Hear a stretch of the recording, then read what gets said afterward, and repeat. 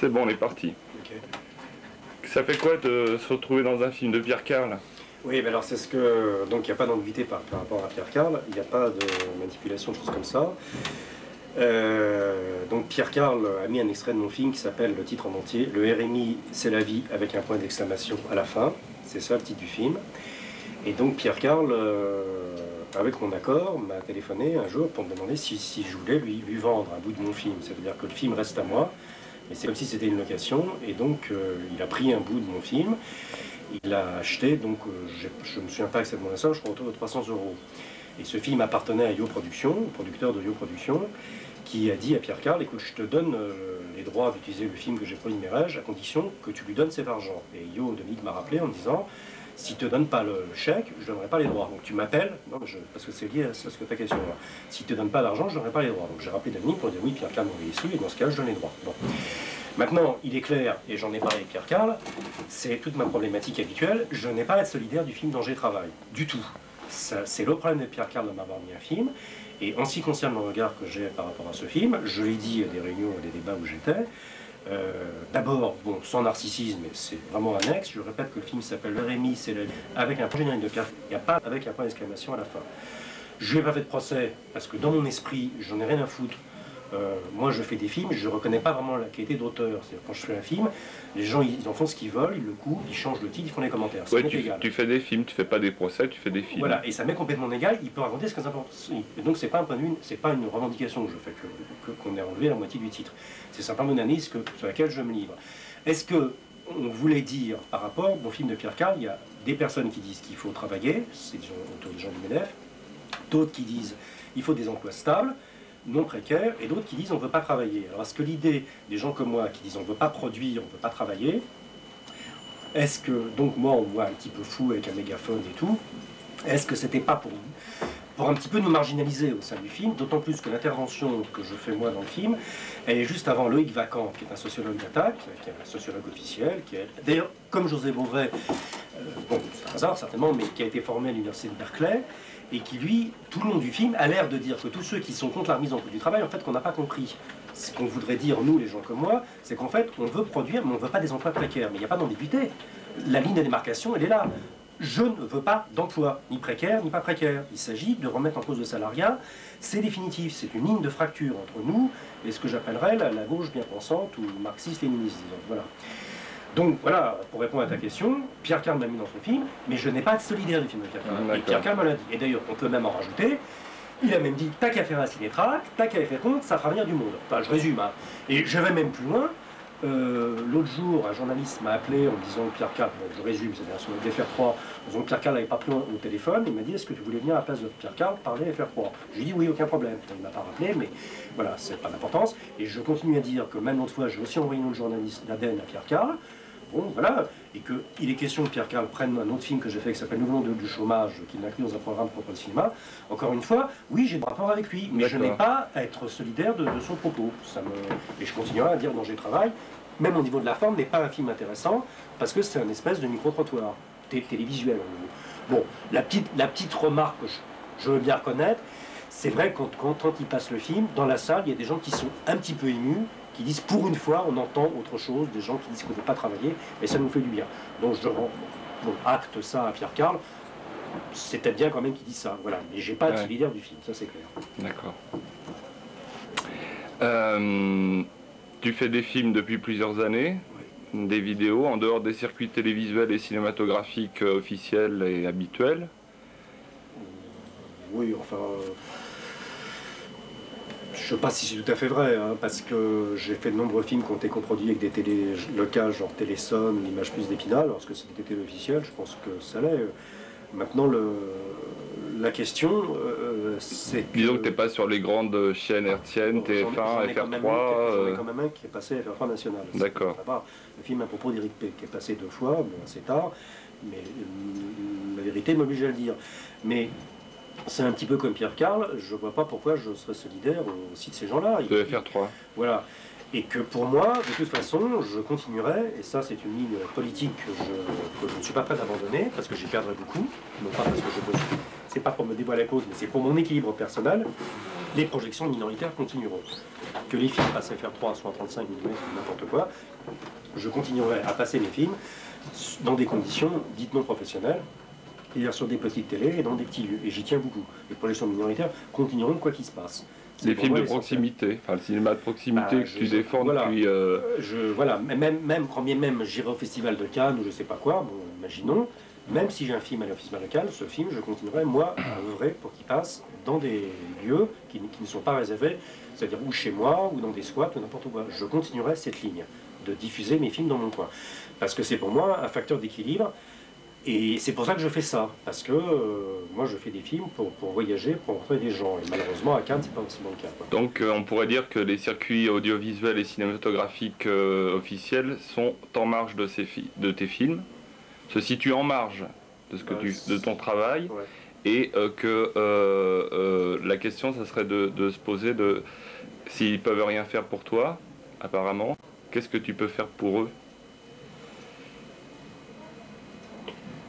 Bah, qu'est-ce que je peux faire pour eux? Si tu veux, encore une fois, je vais pas me positionner par rapport à eux. Tu vois, si, c'est vrai que cette année, j'ai eu de nombreuses subventions pour faire des films, mais qu'est-ce que je fais pour eux? Je leur envoie des dossiers, tu vois, on peut dire ça comme ça, mais...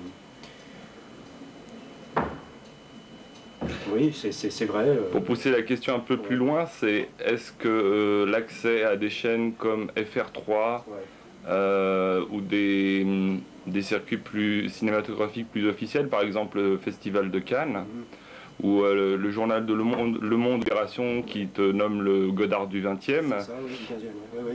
Est-ce que donner la parole à Pierre Merezkowski, et ça pourrait pas devenir un alibi pour ce système, dire voyez comme nous sommes ouverts d'esprit, comme tout le monde peut s'exprimer, à côté d'un système liberticide actuel, quoi. J'irais même plus loin.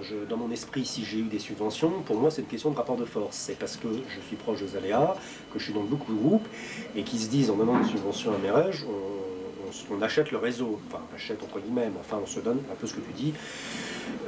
Oui, je suis assez conscient de ça, mais eh bien, je te dis, c'est pour ça que je continuerai à faire des projections minoritaires, quelles que soient les circonstances. Parce que c'est pour moi un moyen de ne pas être avec eux. C'est-à-dire, s'ils me donnent de l'argent, s'ils diffusent mes films dans les circuits officiels, encore une fois, c'est leur problème. C'est comme Pierre Carl, c'est pas le mien. Et je n'ai pas à les remercier ou à leur rendre des comptes. D'abord, ça sera peut-être pas éternel. Et si tu veux, c'est pas un cadeau qu'ils te font. Non, c'est un rapport de force. C'est un rapport de force, je continue à dire. C'est que le système a besoin de recycler des groupes. Et comme effectivement, par ma structure mentale, je suis dans énormément de groupes, de plus en plus, d'ailleurs, puisque je multiplie les projections, et que je ne veux pas être attaché à un groupe, donc ils se disent peut-être qu'il faut m'acheter, tu vois, mais maintenant, ce que sera mon devenir, nul ne le sait. Je ne sais pas. Personne ne peut savoir ce qu'on deviendra. Mais en tout cas, je me donne, moi, cet objectif dans les prochains mois, de continuer, je répète, à passer des films dans des endroits qui ne sont pas prévus pour ça. Parce que pour moi, c'est un rempart, justement, en disant, mais attention, je reste dans mon univers. Et je me bats vraiment là-dessus, parce que ça ne va pas de soi. Mais bon, mais pour la petite anecdote, c'est vrai que le dernier film que j'ai fait en 35, le producteur, avec mon accord, et encore une fois, comme Pierre Carl, il n'y a pas de manipulation, a dit qu'il allait faire une projection de presse, gna avec des journalistes et tout. Bon, ok, fais-le. Moi, je lui ai donné l'autre jour un petit catalogue que je fais, de films, de catalogue de vente par correspondance de films, où il y a écrit ce catalogue, au bout de 100 VHS, s'autodétruira. Parce que je ne veux pas que ça devienne une entreprise. Je lui ai donné, il a rigolé, il en a pris bonne note. Mais moi, depuis que j'ai fait ça, je me sens beaucoup plus tranquille avec lui, parce que ça a remis les pendules à l'heure. C'est-à-dire, tu fais ce que tu veux de la copie 35, moi je fais ce que je veux de la VHS, ok? Et tu n'empiètes pas sur mon territoire. Maintenant, je reconnais, j'assume que lui essaye de le vendre, de diffuser. Je ne m'y opposerai pas, même j'œuvre pour ça. On peut même être, il faut être lucide par rapport à moi-même, je ne suis pas quelqu'un de pur, etc. Mais quand même si je suis complice, responsable de ce que fait le producteur, je fais quand même quelque chose qui n'est pas avec lui, à savoir de passer dans des télés pourries, ou sur des écrans pourris, ou dans des petites structures, tu vois. Et ça, je le ferai, je pense que je continuerai, parce que si j'arrête, ce serait très dangereux pour moi. Alors, ce qui est intéressant, c'est quand tu dis le film s'autodétruira au bout de 100 VHS, il y a une volonté d'échapper au libéralisme et à la société de consommation. Et la question serait la suivante. Qu'est-ce que tu espères pour la conservation de tes films et l'ensemble de ton travail, est-ce que tu penses que ce sont des choses qui doivent être conservées ou que ce sont des tracts jetables qui peuvent être périmés avec la fin d'une actualité ou d'une époque? Bon, ça, c'est pas moi de le dire, mais enfin, conserver, là, c'est vrai que même les pyramides qui étaient faites pour durer plusieurs millénaires, elles ont quand même pris du plomb dans l'aile. Hein. Ouais, ouais. Bah, donc, moi, Bon, sur un plus court terme, hein, ouais, quand même. Mais sur un plus court terme, j'ai pas d'opinion. Si des gens veulent voir mes films plus tard, tant mieux, ou tant pis, mais franchement, je me suis jamais posé ces questions-là, tu vois. D'accord. Que quelqu'un du CNC m'a demandé d'envoyer mes cassettes pour qu'elles soient archivées, je sais pas quoi, parce que c'est la loi.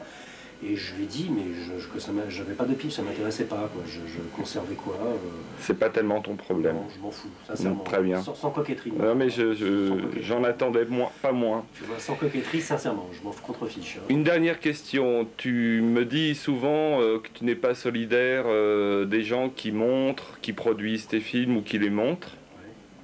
Ouais. Donc, voilà. C'est pas une règle obligatoire. Et la dernière question, qu'est-ce que tu penses du Festival des Inattendus qui t'invite depuis depuis 1997, la première édition et bien justement, je les sens assez loyaux là-dessus. Ils m'ont jamais demandé d'être solidaire des Festivals des Inattendus. Jamais ils m'ont demandé... ils me font venir, mais de mon sentiment, ils m'ont jamais demandé de me taire, tu vois. Ils m'ont pas demandé de me positionner par rapport à ce qu'ils faisaient. Jamais. Parce que ça, je suis assez suffisamment parano là-dessus. Ils ont l'air de dire, bon, on t'invite, tu dis ce que tu veux, et puis c'est pas que ça ne regarde pas. Mais je pense qu'ils ont une certaine sympathie, mais ils ne me demandent absolument pas de partager leurs options. Là, il n'y a aucune ambiguïté. Et je n'ai pas, moi non plus, à partager les options de Béatrice Hubel, des gens de ce festival, tu vois. Donc, et en ce sens-là, je continue à dire, c'est quand même, il n'y a pas beaucoup de festivals, ça je sens flagramment il n'y en a pas, je pense. Il y a très peu de festivals et d'espaces de parole. Bon, à Clermont-Ferrand, il n'y en a pas, à Cannes, je pense qu'il n'y en a pas. Tous les festivals 35 mm, il n'y a pas d'espace de parole, et je pense que c'est une volonté politique des organisateurs, je m'attire. Ou alors il y a les 3 minutes réglementaires du festival Paris tout court dont tu m'as parlé. Ouais, alors attends, 3 minutes, je vais en rajouter. C'est pas... Bon. Maintenant, c'est pas de ma parano, c'est moi qui ai demandé à présenter mon film. Bon, alors maintenant, l'organisateur, on peut donner Zoko et Jackie Evra, c'est ma version des fêtes, m'ont dit, dans ce cas-là, tu n'auras qu'à toi à le faire. Mais si je pense que, bon, c'est moi qui l'ai imposé, ça, c'est pas... Enfin, c'est moi qui ai demandé à présenter mon film au public, on m'a dit oui. Moi, à Clermont-Ferrand, ils m'ont dit non. Donc c'est pour ça que je l'ai présenté de force. Voilà, mais c'était pas nécessairement prévu qu'il soit présenté. Ils m'ont dit, effectivement, tu auras 3 minutes. Bon, je m'y suis plié. Oui, mais j'ai pas, c'est pareil, le festival Paris tout court, je ne trouve pas qu'il y ait le programme. Et en gros, je fais comme d'autres collègues réalisateurs qui sont dans ma démarche. Mais généralement, les gens qui sont dans la démarche de faire des films pour les vendre, etc., ou de faire un récit réaliste, ou de faire de l'émotion, de communiquer avec le public, je ne sais pas quoi, quand on m'invite de projection, j'y vais plus maintenant. D'accord. Voilà, c'est donc que je ne vais plus, parce qu'après ça m'énerve et que je ne suis plus invité. Voilà. Ce sera le mot de la fin. Si tu veux, oui, c'est ça. Alors c'était Pierre Machkowski au Festival des Inattendus, édition 2004. Merci Pierre. Ciao.